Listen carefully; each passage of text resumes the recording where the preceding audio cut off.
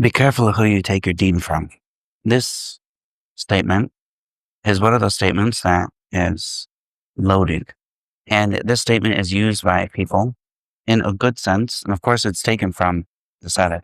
And this, while it's understood, where do you take your deen from? Make sure you take your deen from people who are qualified. Without a doubt, this is acceptable. But the way that it gets used in this day and age is basically used as a trick to make everybody suspicious of everybody. So be careful who you take your deen from automatically means if you see someone that you don't know in a masjid giving a lecture, you're going to walk away from him because you don't know who he is and what his manhaj is. And then a lot of the times when I hear this particular statement coming out, it'll be with somebody who has his list of who is approved shuyukh. These approved shuyukh, these are the ones that you could take your deen from. Be careful who you take your deen from. These are the ones who are approved. What does this mean? That if you were to go to anyone other than this approved list, automatically everyone is suspect. And this issue here ultimately creates all kinds of problems. Because instead of the uṣūl for a Muslim is that he is upon good creed and he is not upon bid'ah, he's not upon innovation. This is the uṣūl of the Muslim. And the Muslim, the uṣūl, until he shows something of these other things, he is assumed to be good. But when we have this other uṣūl, which automatically became suspicion, the suspicion of every single person you see anywhere, this person's probably khawarij, oh, this person is probably khariji, or this person is probably mubtada, or he's from the ikhwan, or all these other things. This suspicion that people will give to other people, ultimately, it does the community no benefit. All of a sudden you have something, nobody knows about this person. All of a sudden he gives a lecture, the lecture is great. And it's something that brings people closer to Allah, but nobody knew about it. How are we supposed to benefit from him? I don't know. I don't know if I can benefit from him. But he just basically brought the Quran and Sunnah, and he didn't bring any type of bid'ah whatsoever. And he came up and maybe holds some type of misguidance somewhere. As Ibn Taymiyyah, he talks about, he's like, there's no single group anywhere that didn't fall into some type of deviation. He said every single group that is out there fell into some type of deviation.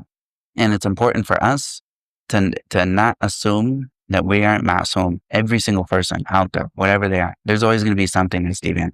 But the point is this person actively calling to this deviance? If he's actively calling to innovation, he's actively fighting against the people that are calling towards the sunnah, then this is a problem. All right. But if this person has some type of deviation here or there, maybe there's a problem in his manhaj. All right, great. There's a problem in his manhaj. Is this a problem in his manhaj, something he's calling to?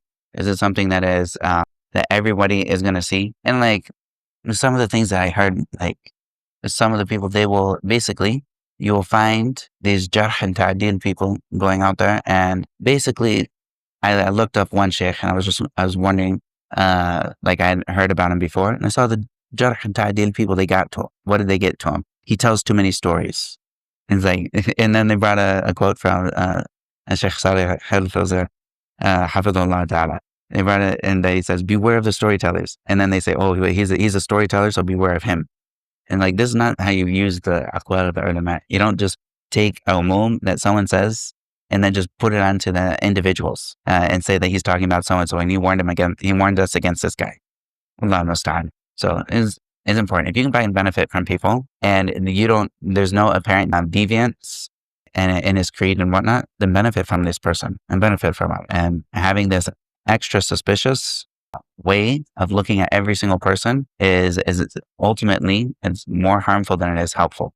Now, if you're going to be taking like Aqidah from somebody, or you're going to be taking something such as like hadith or tafsir, then it's good to know where this person's coming from. So it's good to get a sheikh that knows this person and knows he's qualified, and you ask him, what do you think about so-and-so?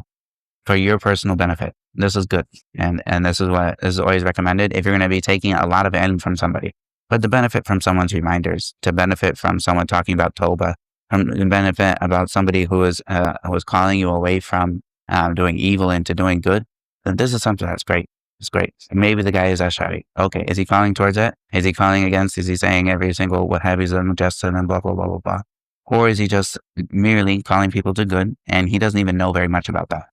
So you can benefit from the things that people have to benefit, as long as they're not actively calling to deviation or actively going against the people of the Sunnah. And be careful of these type of mind tricks that people will try to play, which is basically they'll use some of the aqwal of the Salaf to push an agenda, which their agenda is listen to our shayukh only and leave the rest of the people because they're all suspicious.